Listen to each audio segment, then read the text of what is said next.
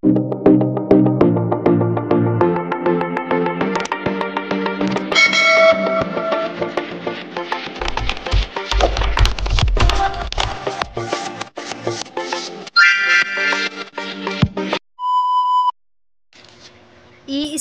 kanya at lagi kanyang habul-habulin.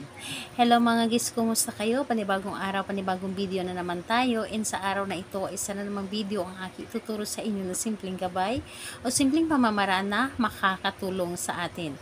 At bago ang lahat, gusto ko lang mag-disclaimer sa mga taong hindi naniniwala at hindi gusto ang mga ganitong video. Please skip this video and maghanap kayo ng videos na gustong-gusto nyo dahil ang video na ito ay para lamang ito sa mga taong naniniwala and gusto mag-try. Sa lahat po ng mga nagko-comment dito sa aking video, dito sa loob ng aking channel, mag-ingat sa lahat ng mga nagre-reply sa inyo na dinadala kayo sa kanilang WhatsApp mo app upang makaiwas po tayo sa scam. Ngayon po ituturo ko sa inyo paano kayo laging iisipin at laging habulin. Ito ay pwedeng gawin sa parehas ang kasarian, babae ito babae, lalaki ito lalaki. Siyempre naman sa ating babae at lalaki na mag-partner. And pwede mo itong gawin kahit na kayo ay magkalapit at magka-LDR sa isa't isa. And ayun po, paano nga ba tayo iisipin palagi at habul-habulin ng ating mga partner? Napakadali at napakasimple lamang nito. Kapag ito ay inyong ginawa, dapat po ay buo or galing sa inyong puso ang paggawa nito.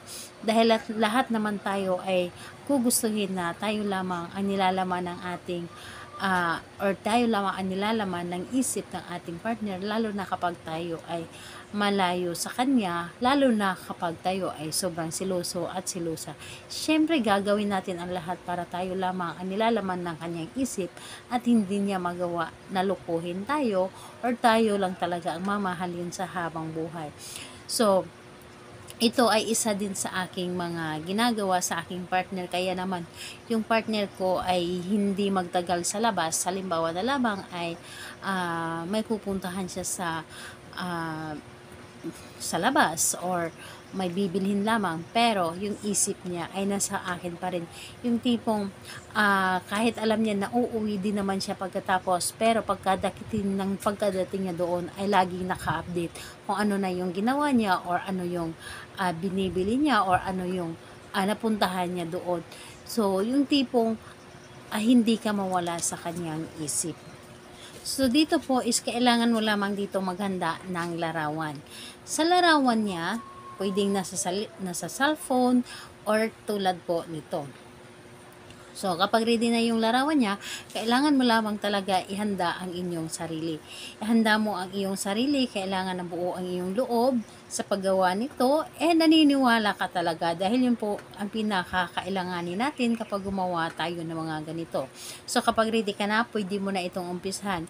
So, ganito po ang aking ginagawa para sa aking partner kapag ito ay umalis sa bahay. Kinakausap ko parati ang kanyang larawan. Binubuksan ko ang aking cellphone at tinititigan ko sa loob ng aking cellphone ang kanyang larawan. At kinakausap ko ito parati. Halimbawa, so tawagan namin ay mahal. So ang ginagawa ko, mahal, saan ka man naroroon, pagkadating mo doon, ako pa rin ang iisipin mo, hindi ako mawaglit sa iyong isip or hindi kami mawaglit sa iyong isip. So, ayun, kinakausap ko na para bang siya yung kinakausap ko na personal. Kaya naman pagkadating niya doon sa kanyang pinupuntahan ay agad itong nakachat or agad itong nakatext. Yung tipong updated siya sa lahat ng ginawa niya. Yung tipong hindi siya magtagal kung saan man siya pupunta. Yung tipong hindi siya magiging masaya kung hindi ako ang kasama or hindi kami ang kasama. So, ganun po ang gagawin po ninyo. Lagi nyo lang kausapin ang kanyang larawan.